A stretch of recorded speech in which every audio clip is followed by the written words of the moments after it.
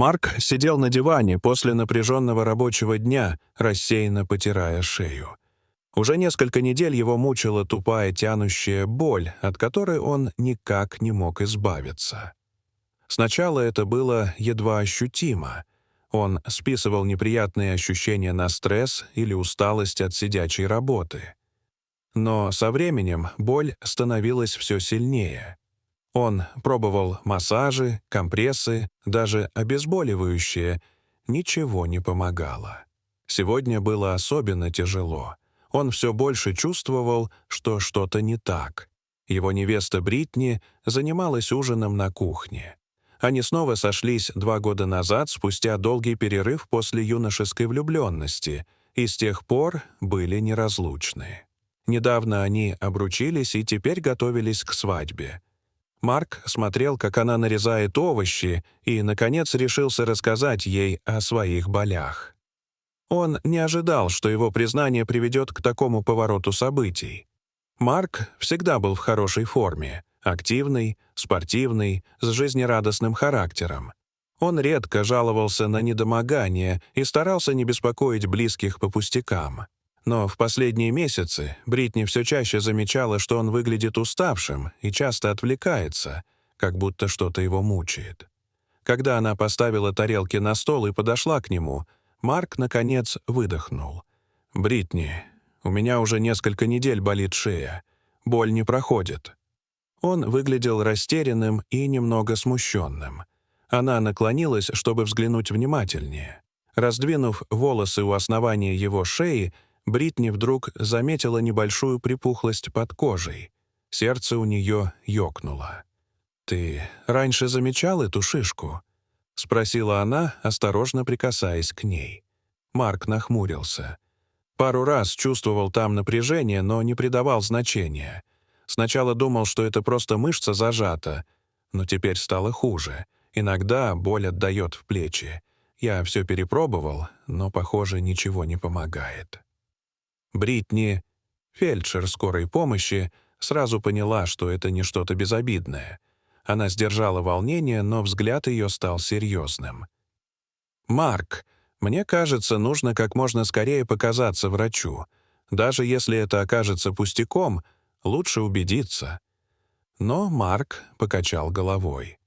«Завтра же наш велозаезд. Ты ведь знаешь, как я его жду. Я потом схожу в клинику, честно». Бритни не стала настаивать, хотя внутри все сжималось от тревоги. Она решила пока уступить, но быть рядом, если что-то случится. Позже вечером, лежа рядом в постели, Марк заговорил снова.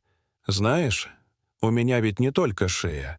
Уже пару лет у меня странные проблемы с пищеварением. Постоянные спазмы, вздутие, диарея. Я думал, что это просто синдром раздраженного кишечника. Ходил к врачам, они говорили: стресс, питание, ничего серьезного. Я начал думать, что, может, это у меня в голове».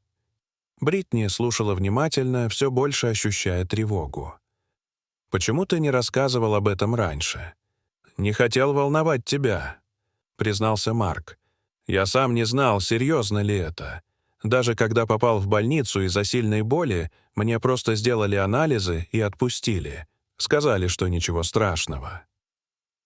На следующее утро они собрались на благотворительный велозаезд по окрестностям Канберры, где жили. Марк выглядел бледным. Движения его были медленнее обычного, и при каждом повороте головы он морщился от боли. Бритни не могла больше оставаться в стороне. «Подожди, я еще раз посмотрю твою шею», — сказала она. На этот раз шишка выглядела больше, а кожа вокруг нее была покрасневшей и горячей на ощупь. Все ее медицинское чутье закричало: «Надо действовать немедленно». «Мы не можем ехать. Ты должен поехать в больницу. Прямо сейчас». Марк колебался, но, глядя в глаза Бритни, понял. Она не отступит. Уже через 10 минут они ехали в скорой. Бритни держала его за руку, а внутри бурлила тревога. В приемном отделении Канберрской больницы врач внимательно выслушал симптомы и назначил срочные анализы, включая томографию. Пока они ждали, состояние Марка ухудшалось. Он чувствовал сильную усталость и боль по всему позвоночнику. Когда доктор наконец вернулся, его лицо было серьезным. «Марк, у вас медулярная карцинома щитовидной железы». Врач объяснил, это редкий вид нейроэндокринной опухоли, происходящей из клеток щитовидной железы. Простыми словами, это рак желудка. Заболевание могло развиваться годами, почти не проявляя себя, пока не достигло стадии, на которой начались симптомы, именно те, о которых Марк рассказывал. Нам нужно срочно начинать лечение. Это будет операция по удалению щитовидной железы, возможно, лучевая и химиотерапия. И нам нужно будет регулярно проверять уровень кальцитонина. Он у вас в несколько тысяч раз выше нормы», — добавил врач. Марк чувствовал, как земля уходит из-под ног. Бритни, сдерживая слезы, держала его за руку. С этого дня начался новый этап их жизни. Марка ждали операции, интенсивное лечение, а позже тяжелые последствия. Он узнал, что из-за терапии, скорее всего, больше не сможет иметь детей. Это стало для него особенно тяжелым ударом. Но он не сдался. Вместе с Бритни они продолжили участвовать в благотворительной деятельности. Теперь уже не только как волонтеры, но и как те, кто прошел через боль. Они организовали кампанию по сбору средств для больницы и запланировали веломарафон длиной в 3000 километров в поддержку пациентов с редкими формами рака. В день старта их пришли поддержать десятки друзей, родственников и даже бывшие ученики Марка. Он был глубоко тронут этим. «Мы не можем контролировать, сколько времени нам отпущено», — сказал он журналистам. «Но мы можем решать, как его прожить». К сожалению, вскоре новые обследования показали, что болезнь распространилась. Метастазы появились в легких, позвоночнике, печени.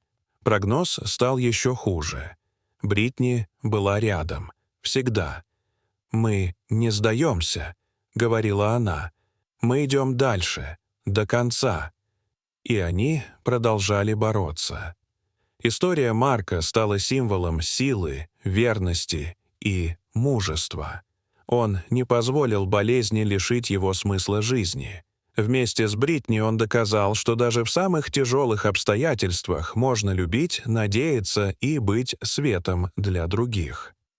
Дорогие зрители, а вы или ваши родственники когда-нибудь сталкивались с серьезными проблемами со здоровьем?